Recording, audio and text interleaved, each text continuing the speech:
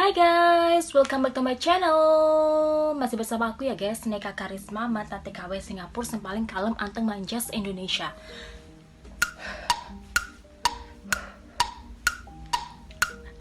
Oke, senang banget di kesempatan ini aku dapat hadir lagi, balik lagi di tengah kesibukan yang apalagi menjelang Ramadan ya guys. Banyak sekali yang harus dipersiapkan, belanja-belanja dan tentunya juga aktivitas-aktivitas yang sekiranya nggak perlu agak dikurangi ya guys. Jadi kita bisa mengatur timingnya biar kita bisa juga melaksanakan puasa dengan baik. Dan tentunya Ramadan kali ini begitu spesial guys, karena aku bisa berada di tengah keluarga aku yang biasanya aku kerja di Singapura, yang kayak ya Allah guys, biasanya aja sahur depis neng ngarepe kulkas maem dewe. Ngersula banget kok koyo ngene to Ramadan di negara orang, di luar negeri, makan sendiri, sahur, buka juga sendiri, makan.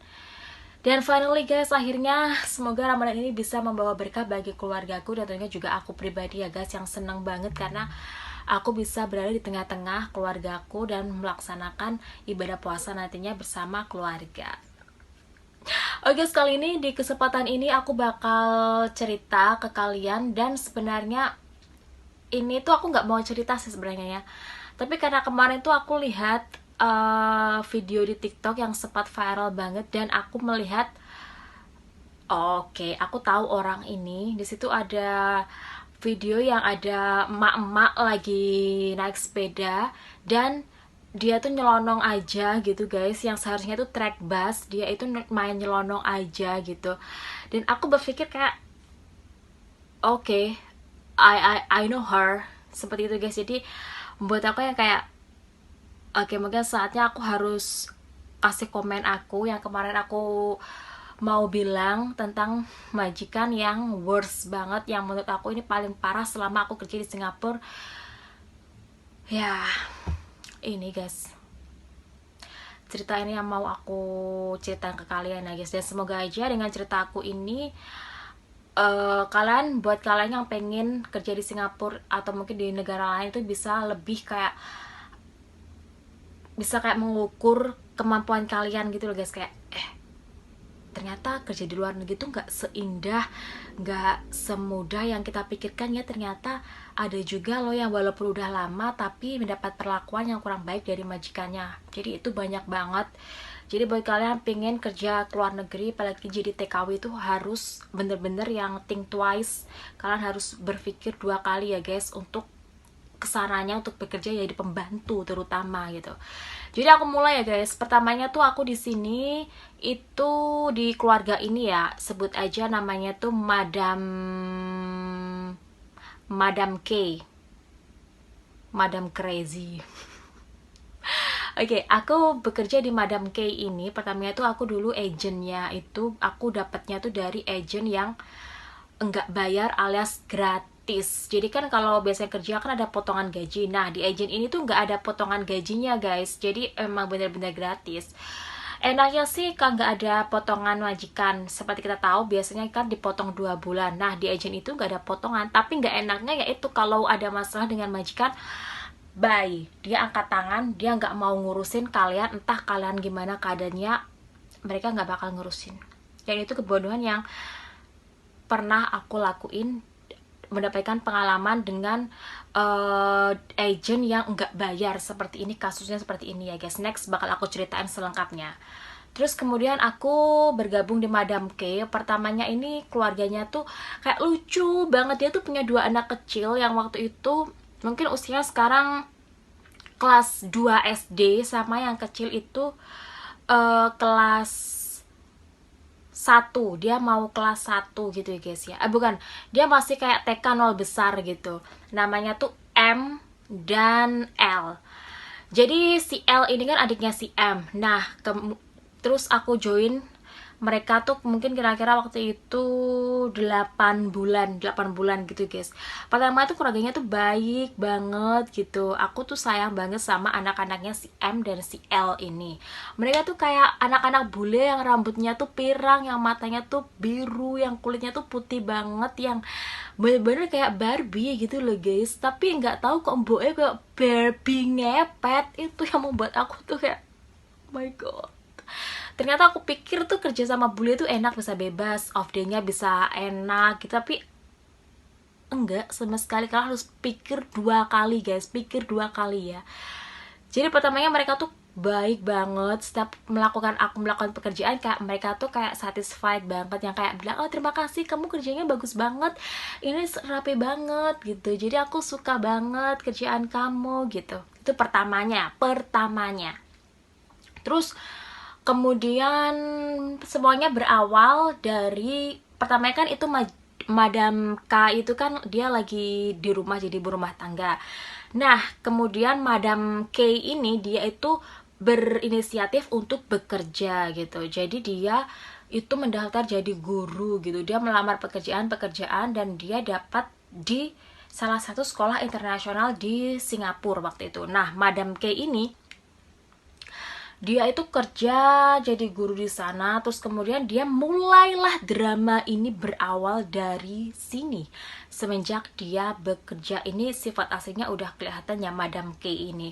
Dia itu kayak kalau apa-apa komplain gitu tuh dia tuh nggak langsung ke aku, misalnya ini kamu kurang bagus tolong diiniin lagi ya, kan kita enak. Terus ini tuh masih kerjanya tuh nggak bener gitu, sambil nangis. Kemudian suaminya si Mr. J ini dia marahin aku ya, kayak kamu nih kerja gini, kamu tuh menyakiti hati istri aku tuh nangis gara-gara kamu tuh kerjanya tuh nggak bener.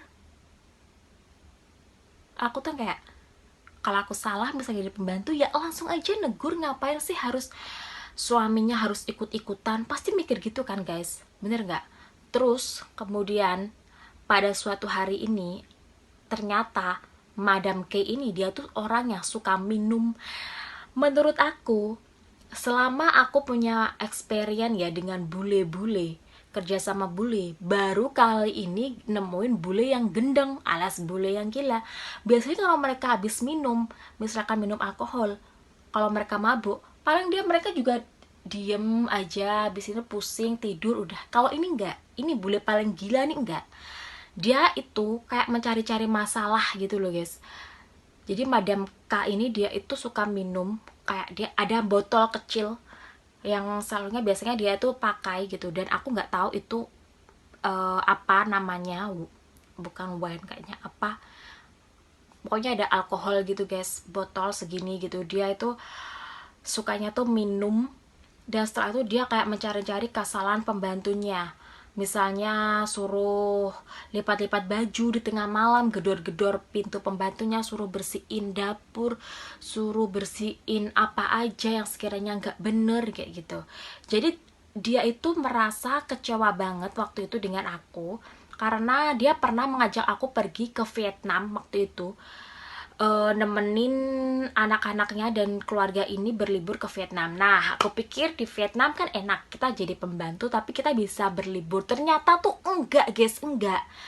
Ternyata di sana tuh drama-dramanya tuh baru kelihatan. Aku kayak setiap kali keluarga ini berkumpul tuh pasti nggak ada yang namanya kedamaian, kesenangan tuh enggak. Pasti tuh kalau nggak anaknya nakal, itu pasti tuh nangis. Kalau nggak kayak gitu tuh si emaknya Madam K ini tuh ngambek, berantem sama suaminya.